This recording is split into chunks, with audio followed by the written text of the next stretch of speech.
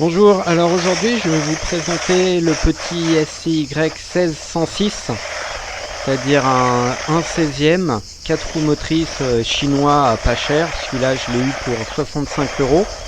J'ai pris la version brochehead à balai, j'ai pas pris la version brushless parce que le but c'est de le filer à des gosses qui ont même pas 10 ans, qui ont plutôt même 6-7 ans et qui n'ont pas vraiment touché à des voitures. Donc on a pris la version la moins chère et qui va la moins vite.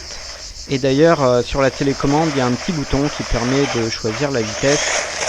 Et au minimum ça va déjà assez vite pour des enfants. Et là sur la vidéo vous le verrez au maximum parce que moi je suis un grand enfant de 43 ans, donc je demande le maximum de puissance.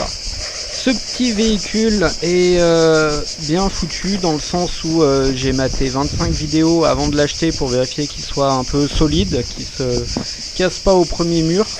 Et vu ce que certains font avec, parce que la version brushless est grosso modo le même, et ils se font des sauts de 3-4 mètres sont cassés, je me suis dit que je pouvais y aller. Effectivement les plastiques sont très souples, donc la précision de conduite en pâtit un peu, mais ça augure du bon pour éviter qu'il se brise. Il est assez maniable, il manque un petit poil de braquage, je trouve ça dommage. Le cerveau peut aller plus loin, la direction peut aller plus loin, mais c'est la télécommande qui bride. Bon c'est comme ça, on fait avec, hein. Pour le prix on va pas trop se plaindre non plus. Il est très rebondissant. Les suspensions sont juste des ressorts, pas d'amortisseur à huile. Le cul se balade partout, alors ça lui donne un petit côté assez sympa, comme ça, assez vivant. On accélère, le cul s'écrase, on freine, le cul se lève. C'est rigolo, c'est ludique. Et on sent que si on met des amortisseurs à huile dessus, il va devenir vachement plus efficace.